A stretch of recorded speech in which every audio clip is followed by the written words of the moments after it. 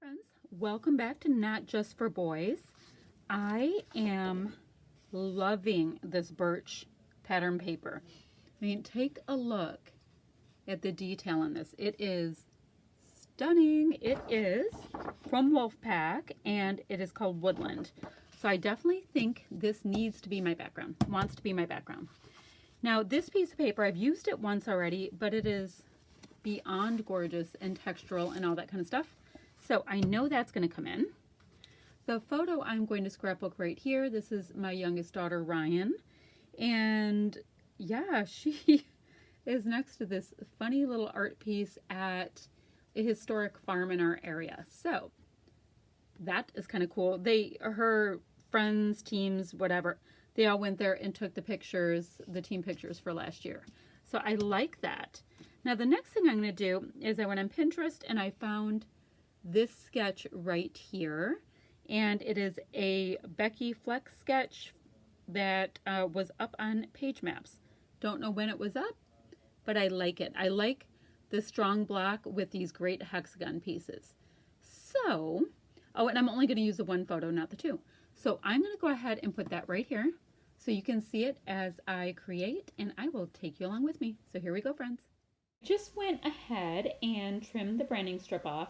And now I'm trying to decide how much of this gorgeous burlap paper I want to use. I'm thinking I can get one more layout out of it. And, you know, I've just been using it to map photos because it's giving me kind of like that lift I get with Fun Foam, you know, that separation from the page. And it's textural and bumpy and it's got a little print on it and all that kind of stuff. Yes, I find it to be the bee's knees.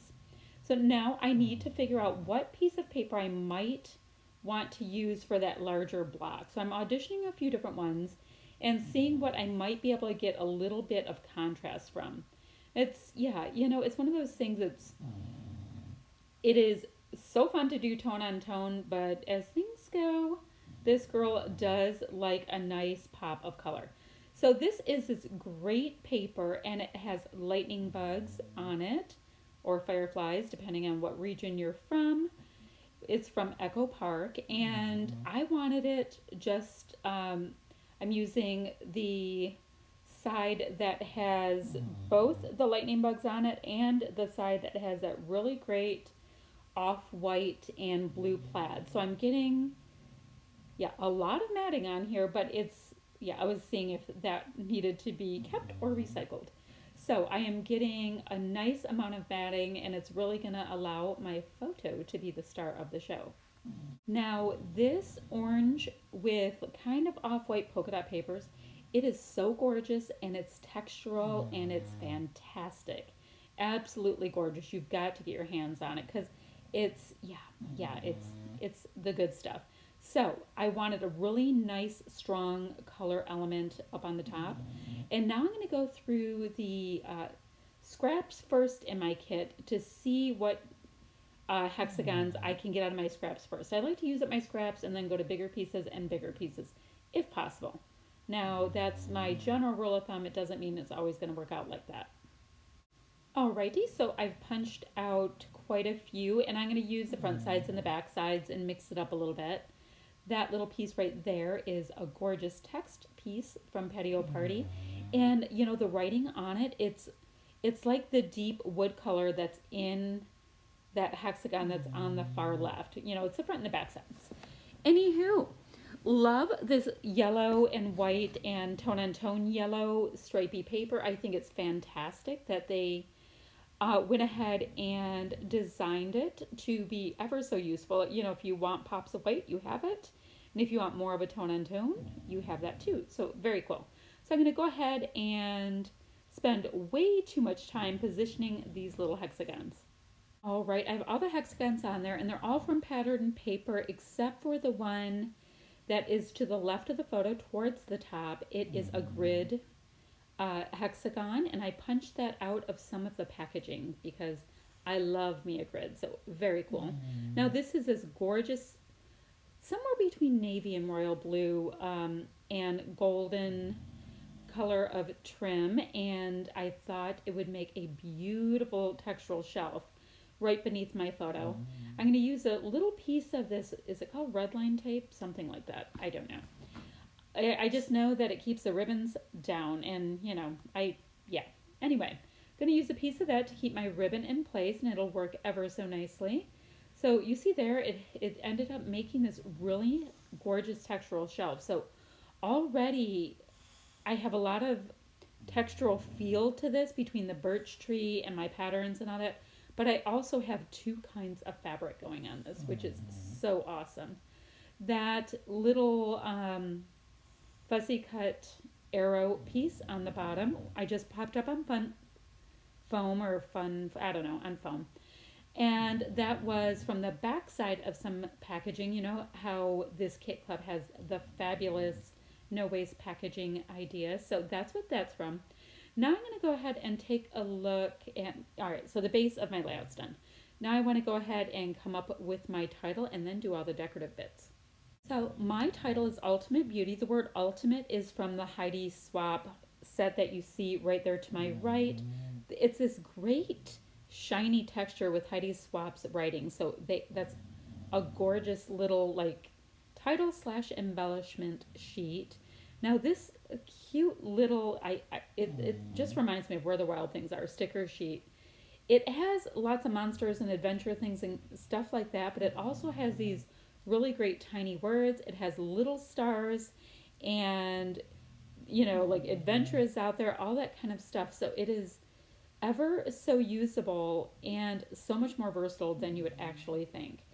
I'm clearly scrapbooking a picture of a cute girl by an art sculpture thing outside, and I'm using it absolutely fine. So don't overlook things. Really, really look at your sticker sheets because there can be some hidden treasures sitting right there.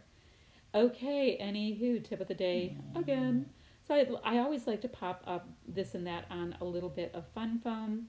And then I do keep a little container to the top of my desk for all the little Frankenstein bits. So it looks like I cut it up in all kinds of configurations, but I do use it all the time. I think that sticker right there says that you're our greatest adventure, which I thought was really, really cute. And it is in a really nice navy that plays off of some of the elements in this layout. What else to tell you? Oh, I'll leave the links down below for the website, the blog, and the Facebook group for this Kit Club. And I'm not sure if you know, but I'm on the design team now. This is my first month. So it's so exciting, and I love that I get to do the theme kits. I've always had a really big thing about liking to use product in slightly different ways from what you might think you should be using it as. Am I explaining that right? Anywho, doesn't matter. I like it and I'm having a ball. I decided I wanted to have just a little bit more of an element down on this bottom, the bottom right corner. So I used a couple of my hexagons that I already had out, a bit of the sticker pieces, as well as one of the stars from the Heidi Swapp epoxy shiny puffy sticker sheet. Yeah, that's really a good explanation. Making sure if I've gotten enough of my cute little star stickers from that sheet. Now I have all my little extra bits and pieces in this little iris container, and I'm taking a look. Do I want to add one of these charms? And I'm like, okay, not this time. I'm like, what else do I want to add? Because at this point, it's the fun little finishing touches that are so awesome. So I'm going to get out these little sticky dots, and these sequins right here I bought a la carte in the store, and they are absolutely lovely. The brown that you see there are wood grain. There's a couple of sizes of them. There is a really nice, slightly metallic slate blue. And then there's I think it's two sizes of white circles without the little sequin dot punched out. Oh, and then there's these itty bitty little navy blue stars. So if you like making little shaker pockets, they're so cute because they just slide around in there and really catch your eye because the navy is so dark. Anywho, so I'm going to finish off my little clusters with these absolutely gorgeous little sequins that, yes, I was compelled to pick up. I had to have them. And I do keep them just in that little container. You get them 10 for $1 at the dollar store. At least around me you do. Love those things. And yeah, okay, enough about that. But yeah, they're 10 for $1 at the Dollar Tree. Really great way to store your sequins while you're working through a kit. All right, so this is me, doing the tappy fingers, seeing if there's anything else that I would like to do with this. I'm going to do a tiny bit of journaling, but I wanted to thank you guys so much for watching today. If you have any questions or comments, go ahead and leave them right down below, and I'll get back to you as soon as I can. And if you want to be notified when my next video goes up, go ahead and just hit the little bell. And if you could give me a thumbs up and subscribe, that would be awesome. I've really been having a good time chatting with my subbies lately. I have some of the most creative and intelligent subbies in the world. So I am a very, very lucky girl. So this is a bit more of a close-up, and I'll have some still shots as well of the different little parts of this layout. Look at how cute Ryan looks there. Well, she kind of looks like that weird owl thing. Anywho, so that is it for today, friends. I will see you guys ever so soon.